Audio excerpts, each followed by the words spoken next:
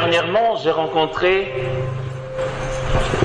une amie avec qui j'ai fait l'INSAC à Cocody. On était dans la même école d'art, enfin dans la même classe. C'est pas vu depuis 97. Et puis là on s'est vu, donc on se donne les nouvelles. Et dans le temps, elle me rappelait, elle disait « Oh là là, je me rappelle, si on était en classe, tu avais une grosse croix au cou, tout le monde t'appelait Jésus et tout. » C'était rigolo. Et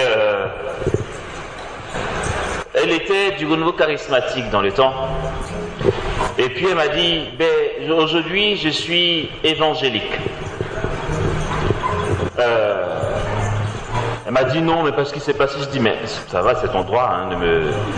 Et non, je te dis quand même, je dis non, mais je t'en prie. Mais comme c'est une pote, je lui dis tu sais quoi? Oh, c'est dommage. Elle dit quoi est dommage? Je dis mais comment? Alors là, c'est mon côté trash et méchant. De toute façon, je le répète, c'est les catholiques les meilleurs, donc voilà, je suis désolé. Je dis, et comment as-tu pu faire le choix de rétrograder? Elle dit quoi? Je dis, mais t'es parti en arrière, ma grande.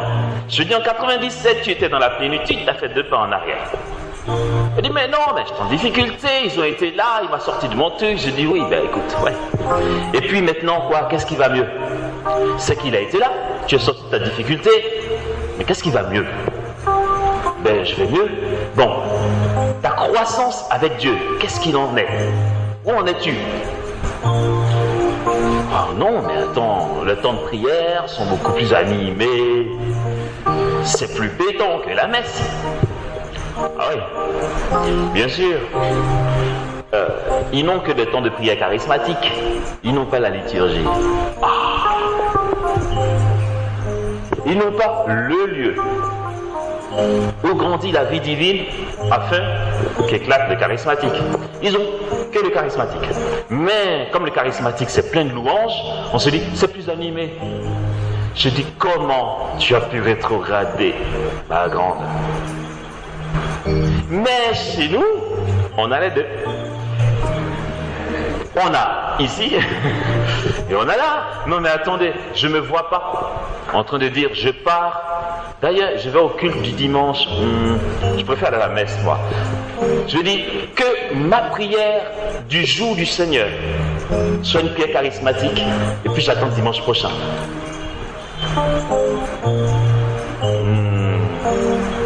Enfin, je sais pas vous, hein. Je vais dire une bonne messe là, c'est vrai, elle est bien longue dans nos paroisses, mais c'est pas grave. Bonne messe. Après, tu vas faire ton kéké ailleurs, c'est pas grave. Dans le charismatique, mais tu as reçu Jésus. Pourquoi je dis ça? C'est que la tendance aujourd'hui, chez nous, chrétiens, catholiques, du renouveau ou de communauté nouvelle, c'est de piquer chez les protestants pour venir ici. Parce qu'on n'a rien compris de la liturgie. On veut innover. Si les prières charismatiques chez eux ont l'air plus élaborées qu'ici, mais c'est parce qu'ils n'ont que ça. Tout leur génie, c'est que dans le charismatique. Donc c'est normal que le temps de prière charismatique paraisse mieux pensé. Ils n'ont que ça. Côté élaboration, structure, qui peut se comparer à la beauté de la liturgie? Arrêtons un peu. Mais parce qu'on n'a rien compris, on pense que le charismatique est le truc qui doit valider qu'on a grandi en Dieu. C'est n'importe quoi. On se laisse avoir par ce qui est éclatant. Ouais, il a son église, il a une grosse voiture, il est en costard. Et puis les gens cotisent pour lui et c'est son église. Oh, je suis mal barré, moi je suis chez les catholiques, je ne peux pas avoir mon église. Je vais avoir mon ministère. Ça fait un peu copier-coller, mais c'est pas grave, on s'aime, donc ça va. Non, mais on risque de chercher dans les miettes des détails qui vont nous flatter à côté d'une source. Mais parce qu'on ne sait pas ces choses, le Dieu dans l'économie du salut, c'est du charismatique, frères et sœurs. Et si nous n'avançons pas plus, c'est parce que on n'a pas la notion du Dieu immanent. Ok, si je reviens à Alain a suivi des plans objectifs, Dieu a agi. Est-ce qu'il est appelé à rester à ce stade? Ben non. Et puis, la parole de Dieu est accompagnée de signes, frères et sœurs. Je vous ai parlé de ce musulman qui a invoqué le nom de Jésus, son frère. S'en est senti mieux. Après, je ne sais pas si la libération était totale. J'en sais rien, je ne peux pas en rajouter. Mais même lui, je veux dire, c'est les bontés de Dieu. Est-ce que c'est la croissance en Dieu? Non. Les signes que l'on a dans nos assemblées de prière charismatiques, et j'entends aujourd'hui en parler, si cela peut changer notre vision et notre conception des choses pour que finalement Dieu fasse ce qu'il veut faire, c'est très bien. C'est que on s'est trop contenté du fait qu'à la prière du renouveau charismatique ou dans nos assemblées charismatiques, Dieu a agi, il y avait l'onction de guérison, les malades ont été guéris, et puis je rentre chez moi, je suis satisfait. Je me dis, ouais, mais qu'est-ce qui me reste d'autre? Rien. Je suis un super chrétien. Et j'ai imposé, mon malade, il guérisse, tout va bien. Non, mon gars, qui te dit que ça va? Est-ce que Dieu sait ça? Oh, je ne crois pas dire une hérésie, non. Dieu, ce n'est pas Dieu dans l'économie du salut seulement. Or, ce n'est pas à ça qu'il t'appelle. Voici à quoi ça ressemble. Tu as un trésor chez toi que tu as découvert. Ce trésor, c'est Jésus. Il te dit, puisque tu m'as rencontré que je suis un trésor, va annoncer à tes frères que ce trésor est chez toi, qu'ils se convertissent.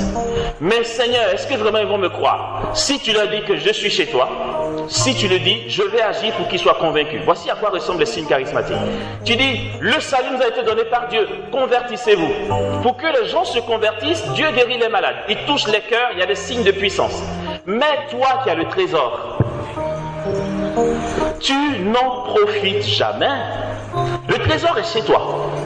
C'est vrai, ce trésor que tu as te donne des signes pour convaincre que ce trésor est vraiment chez toi. Ok, on a compris, il est chez toi. Mais que fais-tu du trésor qui est chez toi? Le Dieu immanent. Voici, frères et sœurs, maintenant, où va nous conduire la notion de la louange? Dissocions une assemblée de prières charismatiques en vue de la conversion ou de la croissance de la foi et nos temps de prière qui ne sont pas censés être des moments où on veut voir les malades guérir. Là, c'est la relation avec le trésor. Il y a un temps où on va dire aux gens qu'on a le trésor, venez, et un temps où on est avec le trésor. Dieu immanent. Dans ces manifestations, c'est pourquoi, je le redirai toujours, c'est rétrogradé que de quitter les sacrements de l'Église universelle pour aller chercher là où Dieu guérit. Les signes de Dieu, la manifestation de la gloire de Dieu. Dans l'atmosphère de la gloire de Dieu, ce n'est pas l'évangélisation ou le boîte-marche. Je suis désolé.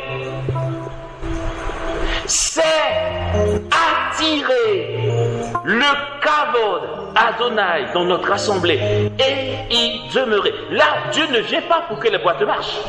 Dieu vient pour t'élever dans des épousailles mystiques, dans des extases, frères et sœurs, dans un enlèvement, là où les prodiges se manifestent, là où Dieu s'éclate dans notre assemblée. Ce n'est pas le Jésus qui guérit quelqu'un pour attester ce que tu as témoigné. C'est Jésus avec toi et pour toi. C'est à ça que doivent ressembler nos temps de prière charismatiques, frères et sœurs. Or, quand on va, Dieu agit, donc on ne prie plus. Non! Lorsque Paul témoigne en disant, et quand il témoigne, c'est parce que les gens l'y ont forcé. Quand Paul va annoncer Jésus, il annonce les mystères de Jésus, il prêche la conversion au nom de Jésus. Il ne va pas se raconter. Pourtant, parce que certains se sont fait passer pour super apôtres, Pierre a dit d'accord, vu qu'il veut se montrer super apôtre, d'accord, s'il veut entendre des confidences, je vais en parler. Je vais parler en insensé.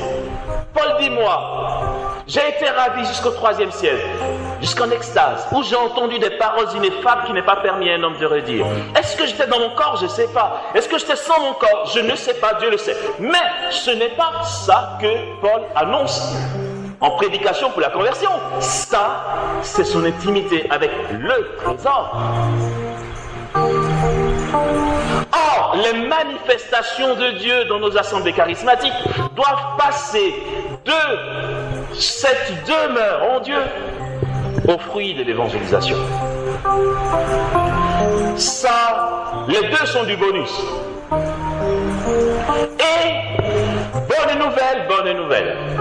Nous sommes dans des temps où Dieu veut manifester plus ça. Ça ressemble à quoi? Je m'explique.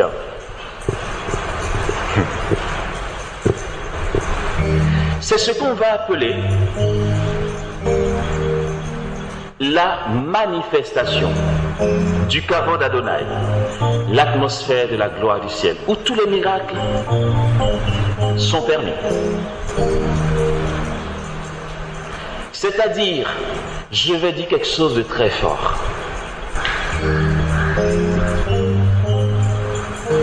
On est 5, on est 6, on est 7, on est 15, on est 20, 25 dans notre groupe, notre fraternité. On n'est pas dans une dynamique de je sais prêcher ou pas. On est dans la glorification gratuite de Dieu. Un peuple que Dieu s'est acquis pour chanter les louanges de celui qu'il a fait passer des ténèbres à son admirable lumière. La louange gratuite pour la gloire de Dieu. Ça, ce n'est pas la dynamique de quand Alain est au sanctuaire marial, où il a à témoigner devant ses frères. Ce n'est pas ça. Notre vocation, la vocation de l'Église, la vocation des saints, c'est la glorification du nom de Dieu. La louange gratuite pour la gloire de son nom. On n'est pas dans la mission ici. On est dans notre nature, notre vocation, notre identité profonde qui va durer pour l'éternité. L'Église est missionnaire, c'est vrai. C'est pourquoi ces signes-là doivent exister. Mais on ne décolle pas. Regardez. Ce qui bug aujourd'hui, il y a beaucoup de fraternité. J'espère qu'on m'entendra. Et pardon si ça choque, et pardon si je me trompe, mais dites-moi que je me trompe. Ce qui bug aujourd'hui, c'est qu'à peine une fraternité fondée, on met en place des stratégies d'évangélisation pour que les gens entendent parler de nous. Mais il ne s'agit pas de ça. Est-ce que nous avons pris le temps d'être imprégnés du trésor? Est-ce que entre nous prions, nous louons Dieu, nous le glorifions jusqu'à ce qu'il établisse au milieu de nous l'atmosphère de sa gloire, où nous voyons des signes incroyables entre nous, où nous pouvons aller jusqu'à décoller du sol si vous voulez. Ça, ce n'est pas ce que Dieu veut faire en mission. C'est ce qu'il fait lorsque nous le louons gratuitement. On a une conception tellement changée que nous voulons à tout prix qu'il y ait une prédication quand nous prions, comme si nous étions en mission. Et si nous prenions le temps chez nous de célébrer, mais jusqu'à ce que mort s'en suive. C'est différent. Dieu immanent, Dieu dans l'économie du salut. Or, ce qui va faire venir les manifestations charismatiques inouïes, impensable de Dieu dans nos assemblées, c'est cette demeure en Dieu dans la louange. Si toutefois, que ce soit là pour le coup en mission ou en interne, on sait écouter l'assemblée, si on sait mener l'assemblée dans une louange que j'appellerais folle, comment je vais le dire? Je ne trouve pas de mots. Frères et sœurs, nous verrions les vies exploser. Parce que la gloire de Dieu serait là. Quand on entend que les apôtres, pas pour la persécution, ont prié jusqu'à ce que la terre tremble, ce n'est pas une image. On doit y arriver. Ce n'est pas ce qui se passe quand ils partent en mission. La Bible nous dit qu'ils étaient constamment sur le parvis du temple à célébrer Dieu. Ils n'étaient pas en mission. Ce n'était pas Pierre qui annonce le nom de Jésus. Là, c'est l'Église qui célèbre. Et, ok, tu arrives. On te dit, Didier, aujourd'hui tu conduis l'assemblée de prière. Tu ne sais pas où tu vas, mais ne t'en inquiète pas. Tu n'es pas en mission. Si tu es en mission, quelle que soit ta fatigue, ne t'inquiète pas. On en a parlé ce matin. C'est objectif. Tu parles du thème, sur la parole de Dieu, tu pries dans le sens Dieu fera. Quand tu rentres chez toi, il n'y a pas de problème. On est en interne, on dit c'est toi qui conduis, tu ne sais pas quoi faire, comment faire. Ton modérateur général te regarde, tu es un peu intimidé. Ne t'inquiète pas. En fait, tu n'as rien à faire. Voici le tuyau qui accroît au milieu de nous. La gloire de Dieu, c'est la célébration. Il faut conduire nos frères et sœurs, conduire l'assemblée dans une louange libérée. Pas une louange fabriquée. Pas dans le sens de « Ah, maintenant il faut qu'on chante. » Donc chantons. Non, je dis une louange libérée. Comment y arriver? Comment arriver à cette louange libre? Prends le temps qu'il faut. Vous êtes en interne là. C'est quoi le stress? J'aimais bien mon berger au Gabon, quand on célébrait Dieu, on était censé faire une louange d'1 heure, et puis ça durait 1h30, 2 heures, 3 heures. Et quand, par exemple, la cuisinière ou voilà, s'inquiète du repas qu'on va manger, qui dit mais on ne peut pas arrêter, elle dit écoute, on est chez nous. On s'en fout. Attends, on mange d'habitude à 20h30, berger. Si on décide qu'aujourd'hui on mange à 12h30, ça regarde qui? On est chez nous et on se fait tellement un programme qu'on se met le stress de ce programme. C'est vrai qu'il est bien de respecter les lois qu'on s'est fixées. C'est une définition de la liberté dans la philosophie. Mais quand il s'agit de trouver Dieu, quand vous vous êtes mis à part, on dit que vous êtes une communauté, une fraternité pour trouver Dieu, et que vous êtes encombré par des détails qui tuent. Franchement. Et j'aimais bien quand elle disait, mais on s'en fout, on est chez nous. Et puis c'est vrai quoi. Pourquoi on ne célébrerait pas jusqu'au lendemain matin? Et puis si on est fatigué, on dort. Mais là, on n'est pas dans une dynamique missionnaire, on est dans la demeure en Dieu. Mais on veut faire, frères et sœurs, on veut fabriquer. Cette écoute, c'est vrai, c'est une grâce à demander. On ne fabrique pas l'écoute. On ne fabrique pas l'intuition prophétique. Ça ne se fabrique pas. C'est donner l'écoute de Dieu. Savoir attendre son propre cœur. Jusqu'à ce que son cœur bascule dans le mouvement de l'esprit, où tu sens que tu n'as plus le contrôle et que Dieu gère. Conduire l'assemblée dans la louange. C'est vrai, on veut le faire, mais souvent on bricole. On va dire, allez maintenant on va se mettre debout. On va battre des mains. Ça ne marchera pas. Pourquoi? Parce que tu veux prouver quelque chose. Tu es en train de prouver que tu sais conduire la louange et que tu vas animer, que tu as un aura sur l'assemblée. Écoute l'assemblée. Écoute l'assemblée. Écoute le besoin des gens. Écoute le cœur des gens. Discerne dans les expressions de visage que celui qui est à ma gauche, il est encore fatigué. Se lever, ça lui pèse trop. Il est encore un peu trop imprégné de sa réputation. Il a peur de sauter. Pour l'instant, il veut rester dans son coin. Laisse venir. Le but, ça n'est pas de chanter. Le but, c'est de conduire l'assemblée dans une louange libérée. Et savoir rester à l'écoute. Ne pas arriver à chaud ou à froid dès le matin et dire allez, on se met debout. Dieu va faire encore. Allez, le gars, il n'est même pas réveillé. Il s'est dit bon, ok, on y va. Et puis, on s'étonne que ça tarde, que ça ne vienne pas. Et puis on a passé 1h30 et puis ça décolle pas en fait. Et puis le pauvre prédicateur, il arrive, il fait de la débrouillardise, tu vois, il se débrouille. Mais c'est bien que vous entendiez aussi, je veux dire, non, mais enfin voilà, c'est pas, je sais qu'il y a des gens de louange, mais c'est comme ça en fait. Il vaut mieux, entre guillemets, gaspiller 3/4 d'heure à attendre l'assemblée jusqu'à ce qu'elle y soit. Quand l'assemblée est libre, il suffira juste de 5-10 minutes pour que ça décolle et que la gloire se manifeste.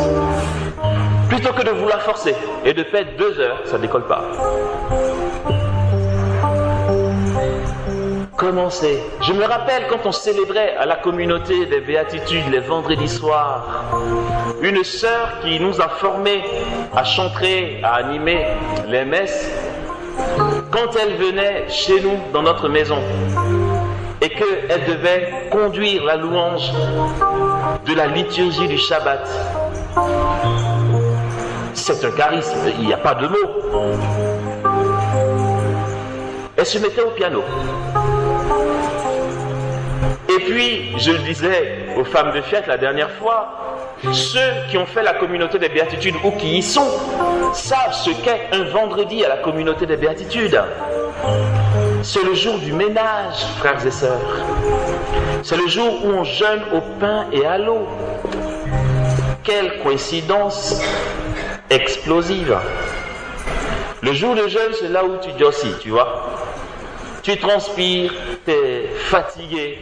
Et le Shabbat, c'est à 19h, après avoir stické toute la maison. Et vous arrivez fatigué à Shabbat. Au point que cette liturgie te sort par les trous de nez. Tu as une seule envie, c'est d'aller dormir. Ou encore que la liturgie, parce que tu vois, il est 19h, vous n'avez pas encore mangé. Et plutôt que de manger à 19h, on dit il y a une liturgie avant. Tout ça, ça te saoule. Tu es fatigué, tu as faim. Et toute une liturgie. Là, tu as envie de dire, mais je ne suis pas juif, moi, je suis catho.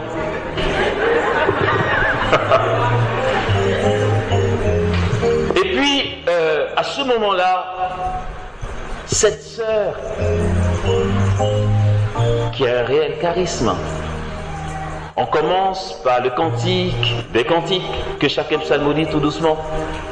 Mais souvent, on ne veut tellement pas dormir tard qu'on bricole. Et puis, elle va venir. Et c'est elle qui dirige le chant. Et elle impose qu'on se taise. Jusqu'à ce qu'on décide personnellement d'ouvrir la bouche. Ne chante pas parce que le berger est assis là et qui va dire tu chantes pas. Laisse faire. Et elle se met au piano. Et c'est de petites touches. Et on reste là. Des petites touches. Et elle va fredonner un petit chant. Et voir comment on réagit. Et se taire si on ne réagit pas. Et continuer au piano. Jusqu'à ce qu'une personne rentre à ce moment-là, le piano t'a rejoint. Ça colle à ta fatigue. À ce que tu veux vivre. Tu écoutes ton mouvement intérieur, finalement. Et puis tu commences à fredonner. Sauf que ça, l'écoute de Dieu, nous pensons que c'est quoi? Dieu, son mouvement est en nous.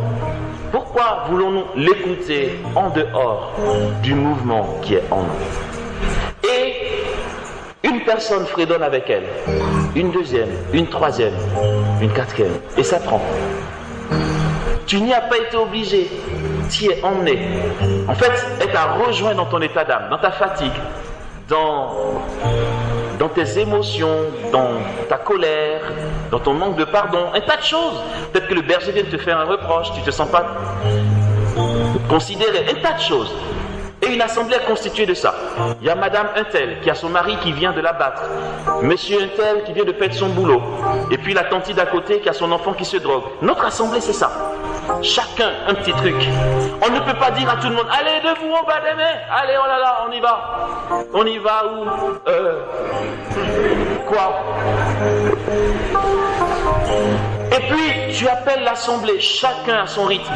Tu sais que les 3 premières personnes sont entrées parce que selon leur souffrance, c'est le moment. Ceux qui n'y entrent pas encore, laisse-les venir. Parce que le but, ce n'est pas qu'on dise tu vas réussir à faire venir l'assemblée. Le but, c'est que toute l'assemblée plonge dans la louange.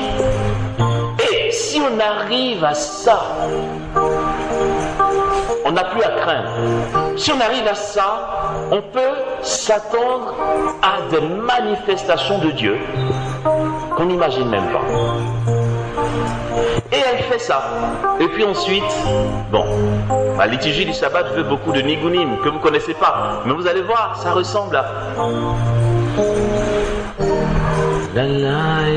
Ce nigunim se chante comment?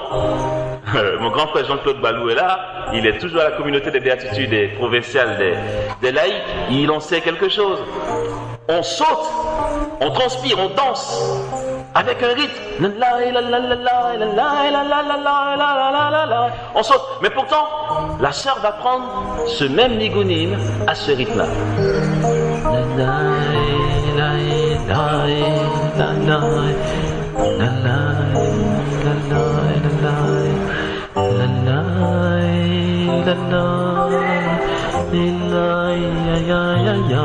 Elle va te chercher.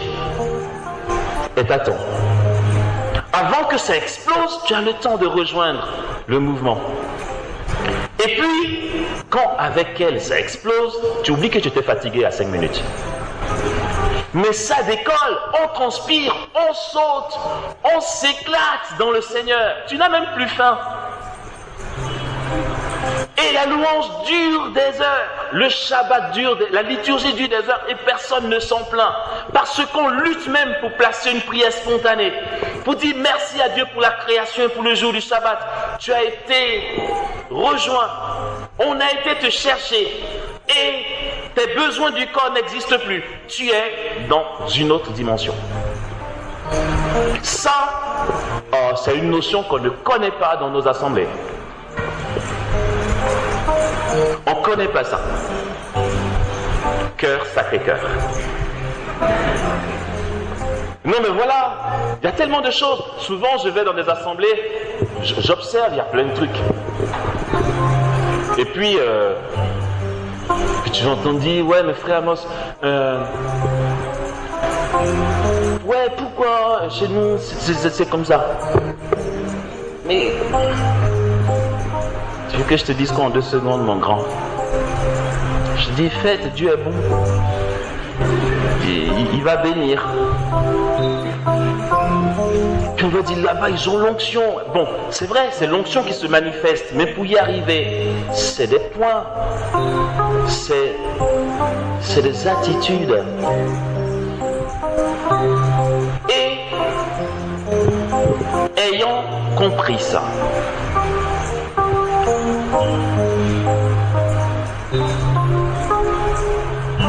nous allons voir ce qu'il y a lieu de faire.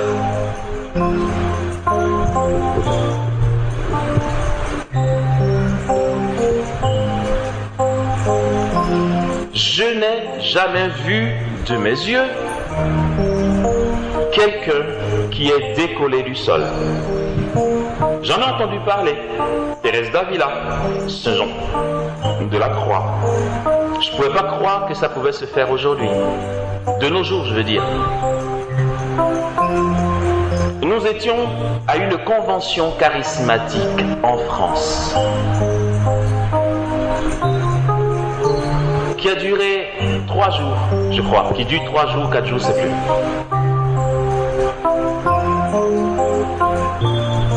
À la dernière soirée, qui se voulait, comme on dit ici souvent, l'apothéose. Ça a été l'apothéose.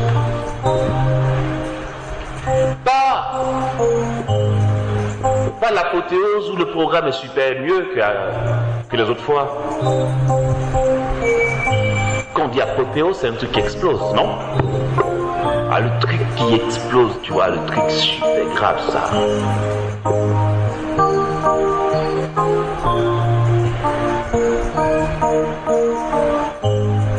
On a tellement célébré. C'est vrai que ce frère dont je tairai le nom a un réel charisme pour conduire une assemblée dans la prière.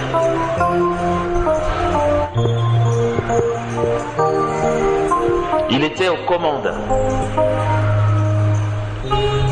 avec son épouse et son papa à la guitare et son frère à la guitare. Il nous a conduits dans une assemblée. Ça a explosé, je veux dire, sous le chapiteau de la convention, tu pouvais voir la fumée tellement transpirée qui sortait des crânes. La fumée, je dis pas un truc mystique, la fumée. Parce qu'on dansait, on sautillait, on chantait notre joie, on hurlait, c'était libre. Tu n'avais pas peur du regard de machin truc. C'était tellement intense qu'il y a une dame qui bénissait le nom de Dieu, sanctifiait le nom de Dieu. À ce moment-là, tu ne réfléchis pas. Ce n'est pas tes problèmes qui comptent. Tu es saisi et tu sanctifies le nom de Dieu à travers une louange qui t'est donnée. Elle était tellement à fond là-dedans que sa voisine a fait hé. Elle dit quoi? Mais regarde, tes pieds ne touchent plus le sol. Elle était suspendue en l'air. C'était en France. Tellement l'atmosphère était intense. Qu'est-ce que vous voulez que Jésus nous fasse léviter quand on est en mission? Il y a le Dieu dans l'économie du salut et le Dieu immanent avec qui on demeure. On le célèbre puisque là on est du coup au cœur de notre vocation. On est fait pour ça. Toutes nos approches de Dieu sont dans une dynamique qui nous exauce. Quand on dit prière charismatique égale Dieu va guérir aujourd'hui. Et ça retombe. Tous les réveils qu'il y a eu dans l'église sont des réveils où les gens n'avaient plus rien à perdre. Qui parle de réveil dit qu'une tiédeur s'est installée. Et puis après, hop, un autre réveil. D'accord? Quand la tiédeur s'installe, les gens n'attendent plus rien.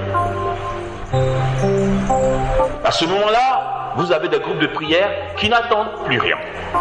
Ils se disent, louons Dieu gratuitement. Ils louent Dieu, et puis la surprise réveille. Ils se disent, oh, Dieu a décidé que ça va se faire aujourd'hui. Donc peut-être qu'aujourd'hui, vous avez décidé d'être gratuit. Ah. Mais nos assemblées ne vont pas plus décoller tant qu'on a un objectif. Dieu va nous guérir, il va nous bénir. Mais la prière charismatique, ça n'est pas ça d'abord. Mais la clé, c'est la louange. Ça, c'est notre vocation. C'est pour ça que j'ai commencé par lire la vocation d'Isaïe et la louange des séraphins de part et d'autre du trône de Dieu. Ça, c'est notre vocation. Et la fraternité, le groupe de prière qui prendrait le temps de célébrer Dieu gratuitement, frères et sœurs, s'il nous plaît, gratuitement, révolutionnerait l'Église. Il n'y a pas de nouveauté. Parce qu'on prend ce que Dieu a déjà fait et on lui dit refais ça aujourd'hui. On va te louer jusqu'à demain matin. Mais pourquoi tu refasses ce que tu as fait hier? D'accord? Pourquoi on ne dit pas Seigneur on te célèbre? Et puis on verrait qu'il y a quelque chose de nouveau.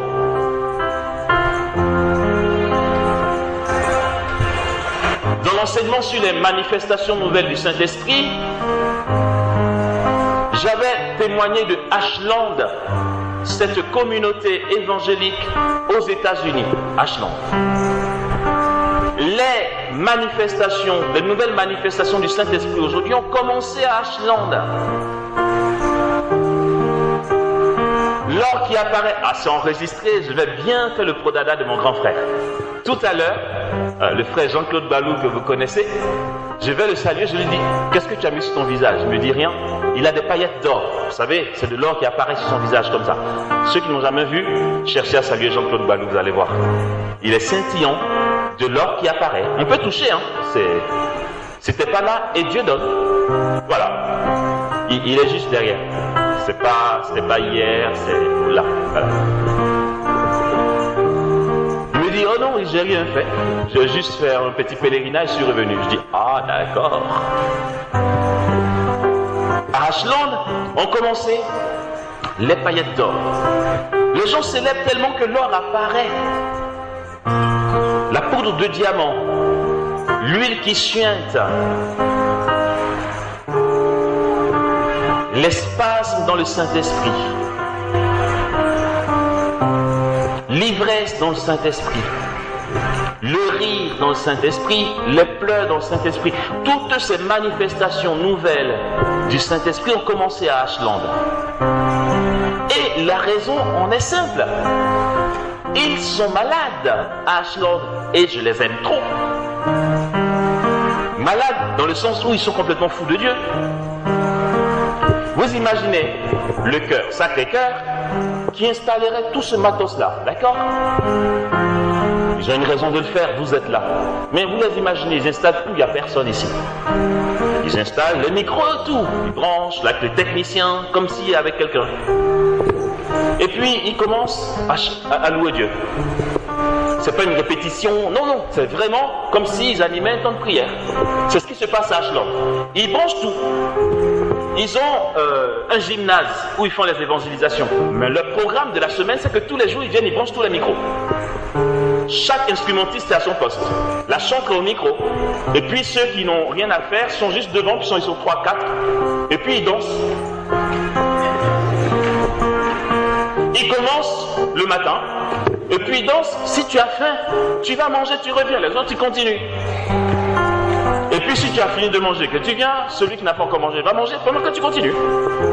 Et ils louent, ils s'en foutent. Il n'y a personne devant. Ce n'est pas une dynamique missionnaire, ils n'attendent rien. Ils célèbrent Dieu avec leur savoir-faire, gratuitement. Du matin jusqu'au soir, jusqu'à l'ivresse. Et il y en a qui tombent par terre, qui se roulent comme ça, qui pleurent par terre. Et puis là, nouveauté. Waouh, qu'est-ce qui se passe? L'or apparaît. Je n'exagère pas. À Ashland, il y a de telles quantités d'or qu'ils ont de gros comptes en banque. Ils prennent l'or, ils changent contre l'argent, ils sont riches. L'or apparaît, c'est des lingots, c'est pas là, les petits trucs. Ici, Dieu commence à manifester, on voit les paillettes d'or, on dit waouh, mais on va dire Seigneur, on va te louer pour que tu nous donnes les paillettes d'or. Pourquoi on n'est pas gratuit pour qu'il nous donne pour nous? Et toutes ces choses-là ont commencé dans ce gymnase où il n'y a personne. Où il loue Dieu jusqu'à l'ivresse. Et puis le soir, ils font qu'est-ce qu'on a loué? On va dormir? Ok. Et puis demain matin, ils reviennent. Et puis ils reprennent. Mais qu'est-ce que c'est une joie pour Dieu? En fait, ils sont au cœur de leur vocation là. Ils sont au cœur de leur vocation éternelle. Comment voulons-nous que Dieu ne bénisse pas? Et ce que Dieu fait dans ces moments-là, ce n'est pas ce qu'il fait en mission. Ressusciter un mort, Dieu peut le faire. Et je ne m'en inquiète pas. Je sais que c'est... De toute façon, quand les malades guérissent, quand on est en mission, ce n'est pas nous qui faisons. Pourquoi voulez-vous que j'ai peur qu'un mort ressuscite ou pas? Ce n'est pas moi qui fais. Le jour où Dieu aura décidé, un mort va ressusciter. Ce n'est même pas le problème. Ce qu'on a l'habitude de dire, c'est qu'on n'a jamais prêché dans un cimetière. Donc, on ne risque pas de vérifier.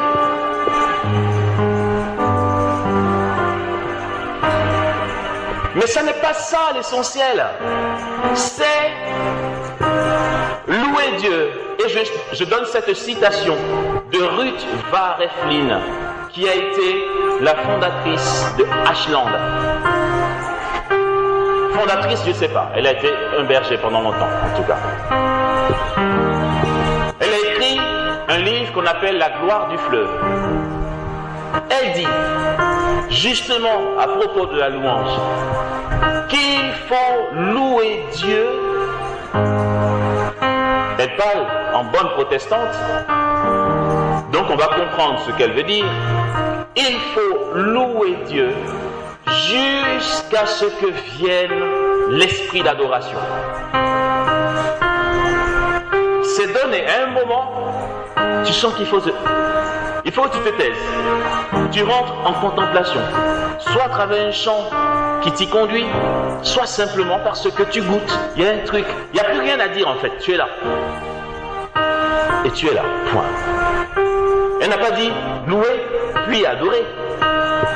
J'aime bien le louer Dieu jusqu'à ce que vienne l'esprit d'adoration.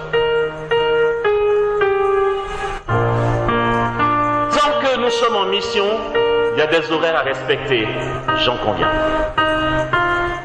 Si on est chez nous, pourquoi on veut se compliquer? Louer Dieu jusqu'à ce que vienne l'esprit d'adoration. Adorer Dieu, dit-elle, jusqu'à ce que la gloire de Dieu se manifeste. Quand la gloire de Dieu s'est manifestée, y demeurait. Point. On suit le chemin ou pas? Louer Dieu jusqu'à ce que vienne l'esprit d'adoration. Quand on y est, adorer jusqu'à ce que la gloire de Dieu se manifeste. Quand cette gloire de Dieu se manifeste, y demeurer. Tu te mets dans le fleuve et tu kiffes. Et là, tu fais rien. Et puis, tu fais rien. Et puis, tu vois les anges passer. Et puis, des choses se passent.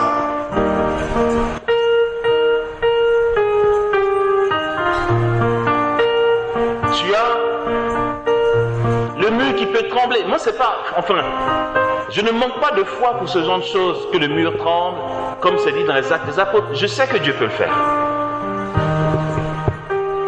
Je sais qu'il peut faire mieux que ça. Il ne l'a pas encore fait.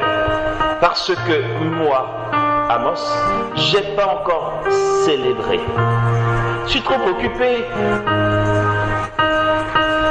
Malheureusement. Et ça attend.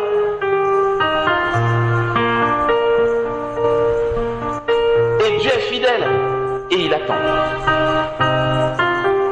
Je vais vous dire un truc, c'est même pas une prophétie. Si ce soir, je décide de louer Dieu de minuit à 6 heures, il se passera de grands miracles. C'est pas que Dieu veut ou veut pas. Non, c'est pas une question de ça en fait. Là, on n'est plus dans la dynamique missionnaire. Si on veut une manifestation de Dieu coûte que coûte, non, coûte que coûte, ça fait forcer un peu par la main. Si on veut une manifestation de Dieu sûre et certaine, c'est ça. Célébrer pour entrer dans une louange libérée. Et louer Dieu jusqu'à ce que vienne l'esprit d'adoration. Adorer Dieu jusqu'à ce que la gloire se manifeste. Et y demeurer. C'est trop génial, c'est trop bon, frères et sœurs. Il faut en faire l'expérience. Ensemble ou personnellement.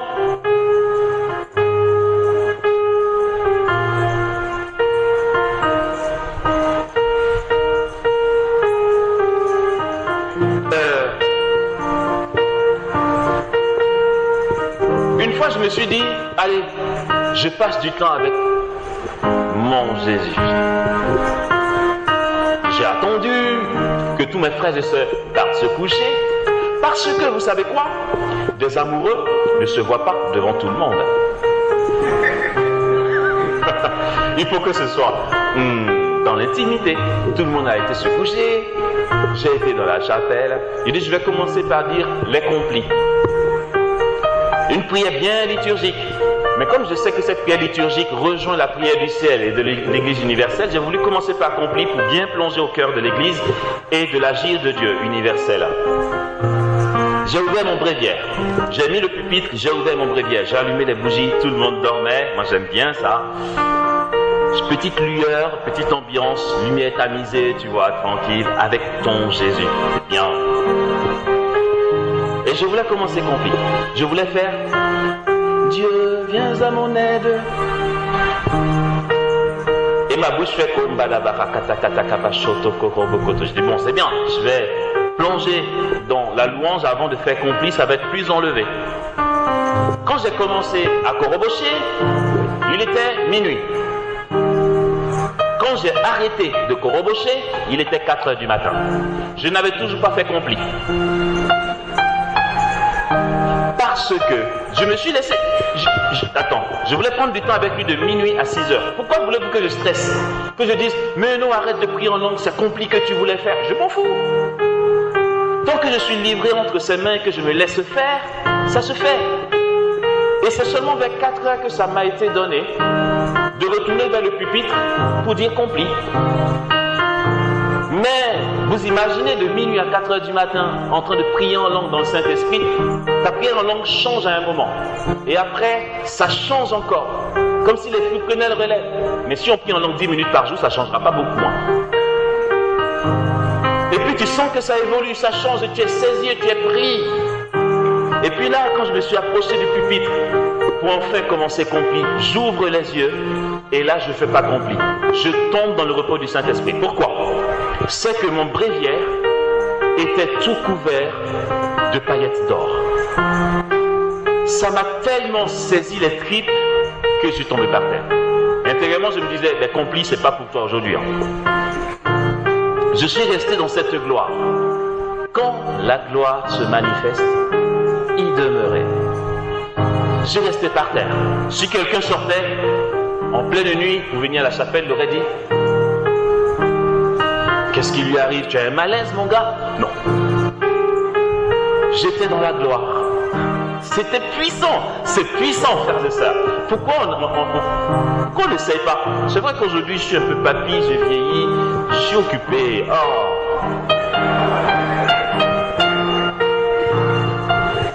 Non, mais on est timide, et puis on veut faire du copier-coller, et puis on veut faire comme celui-ci, et puis on veut faire comme celui-là, et puis on veut prendre tes styles, et puis on veut ressembler à un tel, et puis quoi encore? Mais on s'en fout. Et il y a Jésus et nous, point. Célébrons. Célébrons, frères et sœurs. Et laissons Dieu faire. N'attendons rien. Parce que notre vocation, c'est de le louer sans rien attendre. Et puis là, ce n'est pas que parce qu'on n'attend rien, il décide de bénir. C'est que notre vocation, c'est, je ne vais pas dire la manifestation de Dieu. Notre vocation, c'est manifestation de Dieu. Vous voyez la nuance? Non, vous ne voyez pas. Ma vocation, c'est manifestation de Dieu. Ma vocation, c'est louer Dieu gratuitement. Ma vocation, c'est manifestation de Dieu. Ce n'est pas je loue Dieu gratuitement, Dieu se manifeste. Non, louer Dieu gratuitement égale manifestation de Dieu. Je ne sais pas si vous voyez.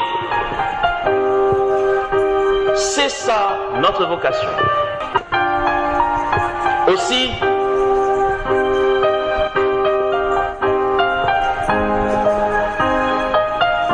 je vais dire un truc, je ne veux pas faire mon mystico-gazeux, mais comme c'est vrai, permettez-moi une petite brèche de prophétie.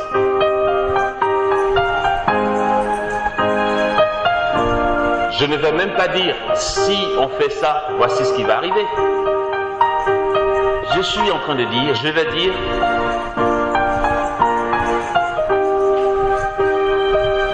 que Dieu fait déjà ça.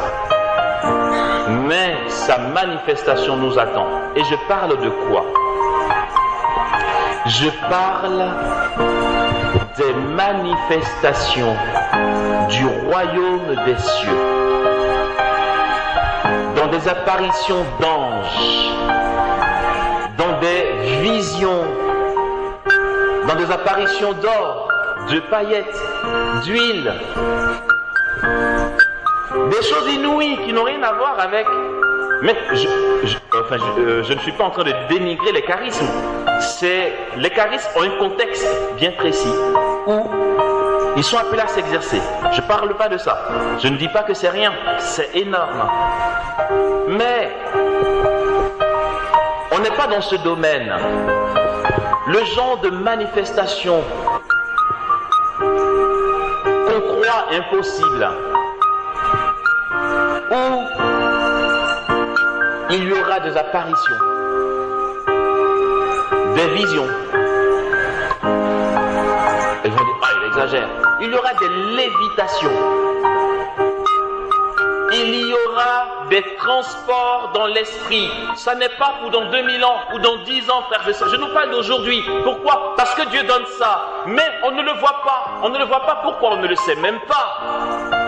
C'est qu'on est trop fermé à ce que l'on voit et on veut faire pareil. On reste, on tourne autour de ce que l'on voit déjà et on n'avance pas parce qu'on n'est pas gratuit. Voici ce que Dieu dit. Permettez-moi cette brèche prophétique. Maintenant, ce que Dieu dit, c'est que si nos fraternités et communautés prennent le temps, comme on vient de l'entendre, il y aura des transports dans l'esprit, il y aura des lévitations, il va y avoir des apparitions, comme déjà apparaissent des paillettes d'or, des apparitions d'anges, de Jésus, de Marie. Dernièrement, à Sainte-Monique de Plateau d'Eau Cuit, l'huile est apparue et ça continue, j'imagine. L'huile coule des piliers de l'église. Voici des choses qui sont là, pas qui vont venir, que Dieu donne